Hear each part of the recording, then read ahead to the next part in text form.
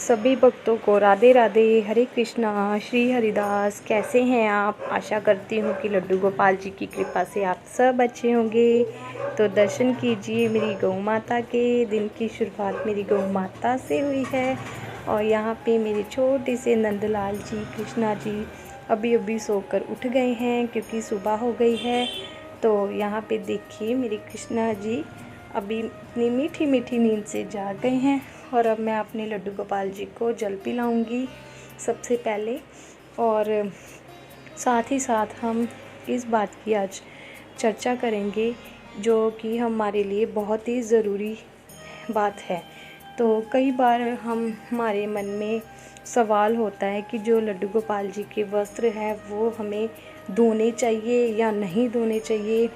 तो अगर धोने चाहिए तो कैसे धोएं। तो ये सब बातों की चर्चा हम इस वीडियो के माध्यम से आपके साथ मैं करूँगी। और साथ ही साथ मैं अपने लड्डू गोपाल जी की सेवा दिखाऊंगी आपको। तो जिन्होंने मेरे चैनल को सब्सक्राइब नहीं किया है, कृपया आप मेरे चैनल को सब्सक्राइब कीजिए।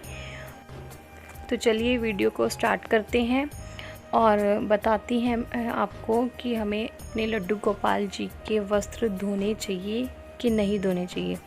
तो देखिए, हमें हमेशा अपने लड्डू गोपाल जी के जो वस्त्र हैं वो हमेशा हमें धोने चाहिए और उनको धुले हुए वस्त्र ही पहनाने चाहिए। जैसे हम अपने रोज़ाना वस्त्र धोते हैं वैसे ही हमें अपने लड्डू गोपाल जी के भी धुले हुए वस्त्र ही उनको पहनाने चाहिए। और आप भी धुले हुए वस्त्र ही पहने। तो सबसे पहले ये ज़रूरी बात है कि हमें जो लड्डू गोपाल जी के वस्त्र हैं वो हमें कैसे धोने चाहिए। तो जो वस्त्र हैं वो हमें साबुन से नहीं धोने हैं। तो हमें सिर्फ़ और सिर्फ गंगा जल से ही अपने लड्डू गोपाल जी के जो वस्त्र हैं वो हमें धोने चाहिए। कई बार ऐसा होता है कि हमारी जो लड्डू गोपाल जी की ड्रेस है वो काफ़ी हैवी होती है, स्टोन मोती वगैरह उनकी ड्रेस पर लगे होते हैं। तो वो हमें जो लड्डू गोपाल जी के वस्त्र हैं वो कैसे धोने चाहिए। क्या वो हमें शैम्पू के साथ धोने चाहिए? तो नहीं, हमें शैम्पू का भी यूज़ नहीं करना है। हमें गर्म पानी कर लेना है। थोड़ा सा गर्म पानी करके उसमें आप नींबू की कुछ बूंदें डाल दीजिए और थोड़ा सा आप गुलाब जल डाल लीजिए।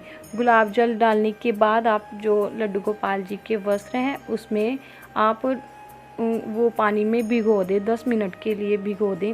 और 10 मिनट के बाद आप अपने वस्त्रों को वहाँ से निकाल के उसको अच्छी तरह से साफ़ करके निचोड़ के आप उसको सुखा दें। तो ऐसे आप अपने लड्डू गोपाल जी के जो वस्त्र है वो धो सकते हैं।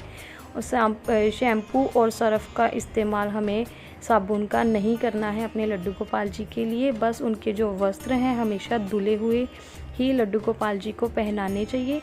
और ज़्यादातर लड्डू गोपाल जी के जो कपड़े हैं वो गर्मियों के ज़्यादा हैवी लड्डू गोपाल जी को वस्त्र नहीं पहनाने चाहिए। उनको सूती कॉटन के ही कपड़े पहनाएं गर्मियों में।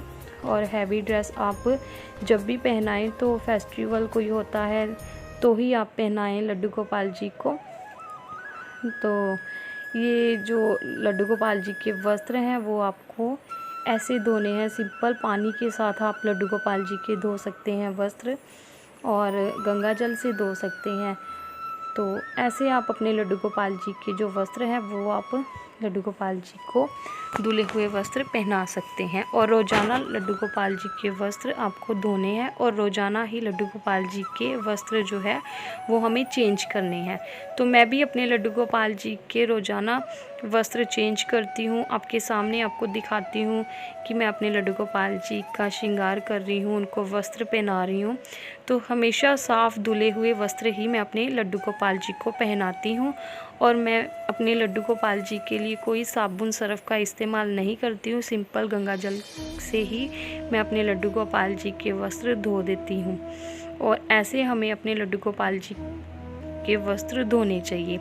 और जो अगर हमारे लड्डू गोपाल जी की बहुत सुंदर सुंदर पोशाक होती हैं तो कई बार होता है कि ये पोशाक हमारी लड्डू गोपाल जी ने बहुत बार पहन ली है, अब हमारा मन नहीं कर रहा कि ये हम लड्डू गोपाल जी को पहनाएं, तो आप ये जो आपके पास ड्रेस हैं आप दूसरे किसी लड्डू गोपाल जी को भी आप दे सकते हैं। जैसे आपके घर में आपकी कोई फ्रेंड है, आपके घर में मतलब कोई भी आपका जो रिश्तेदार है, आप उनके साथ लड्डू गोपाल जी की ड्रेस शेयर कर सकते हैं, उनको भी दे सकते, अपनी फ्रेंड को, अपने दोस्तों के साथ मतलब लड्डू गोपाल जी के लिए शेयर कर सकते हैं। दूसरे लड्डू गोपाल जी को भी आप पहना सकते हैं। तो इस तरह से लड्डू गोपाल जी के वस्त्र आपको धोने चाहिए। और साथ ही साथ बात करते करते देखिए मेरी सुबह की आरती हो रही है लड्डू गोपाल जी की। यहाँ पे मेरे कृष्णा जी ने श्रृंगार कर लिया है, वस्त्र पहन लिए हैं और स्नान भी हो गया है मेरे कृष्णा जी का। तो देखिए मेरे लड्डू गोपाल जी कितने प्यारे लग रहे हैं, सुंदर छवि। देखिए मेरे लड्डू गोपाल जी की धूप दीप प्रज्वलित हो गया है, आरती हो गई है लड्डू गोपाल जी की। तो दर्शन कीजिए मेरे कृष्णा जी के, मेरे लड्डू गोपाल जी के, और हमेशा अपने लड्डू गोपाल जी के साथ ऐसे ही श्रद्धा के साथ लड्डू गोपाल जी के गुणगान करते रहिए।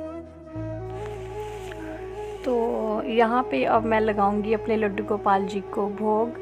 तो यहाँ पे देखिए मैं अपने कृष्णा जी को दूध का और दूध के बीच में मैंने कतीरा गूंद डाली थी, क्योंकि ये गर्मियों में खानी बहुत अच्छी होती है, ठंडी होती है, और हमारे लड्डू गोपाल जी को गर्मी ना लगे, इसलिए हमें बहुत ही ज़्यादा खास ध्यान रखना है। तो मेरे कृष्णा जी की मर्ज़ी थी, आज वो चाहते थे कि वो कतीरा गूंद खाएं। तो देखिए मैंने अपने लड्डू गोपाल जी के लिए कतीरा गूंद लेके आई हूँ, इनको भोग लगा रही हूँ।